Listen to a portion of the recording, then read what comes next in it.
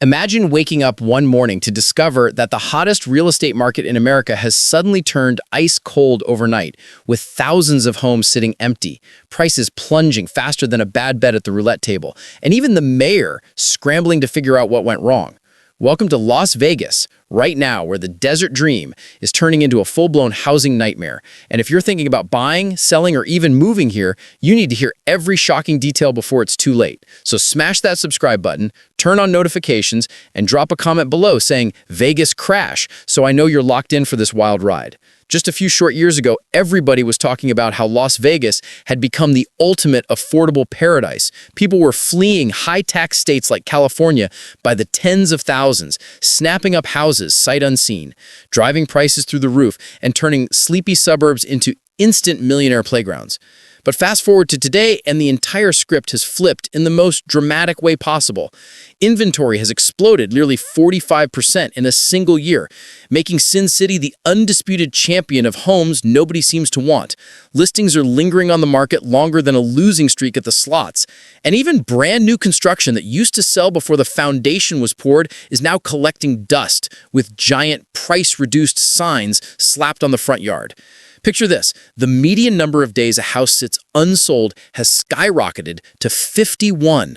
That's more than 2 extra weeks compared to last year when properties were flying off the shelf in just 36 days. And while the national average is around 40 days, Vegas is stuck in slow motion, giving buyers all the power in the world to lowball, demand repairs, ask for closing cost credits, or even force sellers to buy down their interest rate just to close the deal. Open houses that once drew massive crowds now feel like ghost towns. Online photos get thousands of views, but barely any actual showings, and real estate agents are pulling out every trick in the book, staging homes to perfection, offering free vacations, throwing in appliances, anything to spark even a tiny bit of interest. Back in the pandemic boom, bidding wars were so insane that people were waiving inspections, appraisals, and sometimes even common sense just to win a contract. But those days are ancient history, replaced by a brutal waiting game where sellers who refuse to slash prices end up watching their listings grow stale, buyers smell blood in the water, and every extra week on the market makes the property look more desperate. Closed sales have plummeted over 10% year over year. The median sale price has dipped to $440,000, actually slipping below the national average for the first time in years. And investors who flooded the market with cash offers are now racing to the exits, dumping properties they grabbed at peak prices and praying they can break even before values slide further. Everyday buyers are vanishing too. First-time homeowners priced out by 7% mortgage rates that have turned a once affordable payment into a monthly nightmare. Retirees who thought they found paradise, discovering that groceries, utilities, and HOA fees have soared. And even some Californians who started the whole exodus are packing up again, listing their homes and heading back west or anywhere else that feels more stable. The overbuilding frenzy is one of the biggest culprits. Nobody saw it coming. Developers went absolutely berserk, issuing over 16,000 single-family permits in 2021 alone, another 15,000 the next year, convinced the migration wave would never end, breaking ground on massive subdivisions in Summerlin, Henderson, and the Southwest Valley faster than the city could keep up. And now all those shiny new houses are hitting the market at the exact moment buyers have disappeared. Cancellation rates for new builds shot up 70% in some quarters. Unsold inventory doubled the 5 months or more, and builders are practically giving away upgrades, paying closing costs, or locking in lower rates just to move a few units. Luxury properties are getting hammered even harder.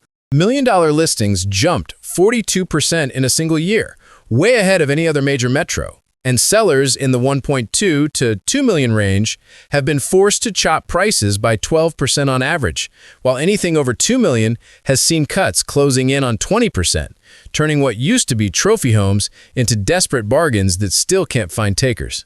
High-end developers who cater to wealthy out-of-state buyers are staring at rows of empty mansions, private pools sitting unfilled, and marble countertops gathering dust while agents beg for any offer above land value. Tourism, the lifeblood that keeps this whole city running, has taken a gut punch that nobody wants to talk about. Visitor volume dropped 11% in a single month, Conventions are down almost the same, hotel occupancy slipped nearly 7%, and gaming revenue on the Strip cratered over 40% in the latest fiscal year, translating into thousands of hospitality workers seeing their hours slashed, tips evaporating, and dreams of homeownership fading fast. A hotel server who used to pull in $3,400 a month now scrapes by on less than $2,700, forcing her to postpone buying and move in with roommates just to cover rent. And she's far from alone. Union records show countless culinary workers delaying down payments, falling behind on existing mortgages, or simply leaving Nevada altogether because the cost of living no longer matches the paycheck. When the casinos hurt, the ripple effect hits every neighborhood. Fewer shifts mean less money circulating, fewer qualified buyers stepping up, and more homes flooding an already oversaturated market. Longtime agents who have survived every boom and bust in the past 3 decades say they've never seen anything quite like this. Sellers who once dictated terms now have to beg, offering to cover 3% of closing costs, buying down rates by 2 full points, or throwing in furniture packages just to make a deal happen. And even then, some houses still sit. One family in Summerlin bought at $445,000 in 2020, listed high when they needed to relocate, watched the weeks turn into months, chopped the price repeatedly, and finally accepted $430,000 plus concessions, walking away underwater after all the dust settled. Stories like that are repeating across the valley, turning yesterday's winners into today's cautionary tales. The combination of stubborn 7% mortgage rates, a construction pipeline that refuses to slow down, and a tourism engine running on fumes has created the perfect storm. Supply keeps climbing while demand evaporates. And the gap is only getting wider. At the current sales pace, it could take well over a year to burn through all the extra inventory without massive additional price cuts. And every month that passes adds more pressure on sellers to either drop their asking price or pull the listing and wait for a miracle that probably isn't coming.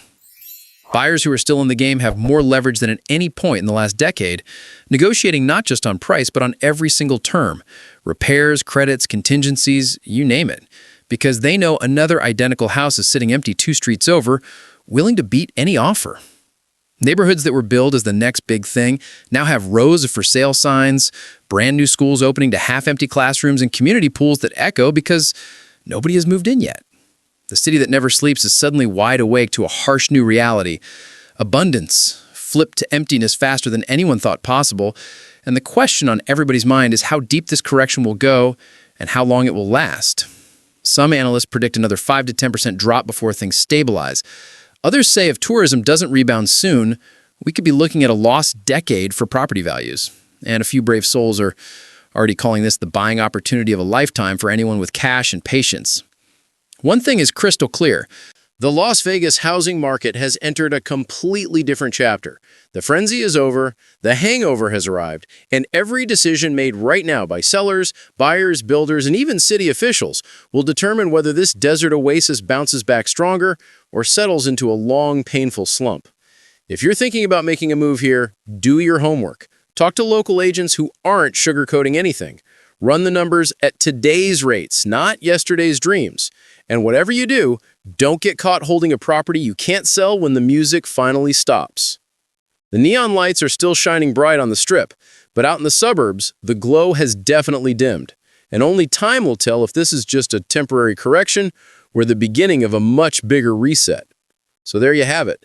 The unfiltered truth about why Las Vegas is drowning in unsold homes, why prices are falling, and what it all means for anyone even remotely connected to real estate in Southern Nevada. If this video opened your eyes, do me a huge favor.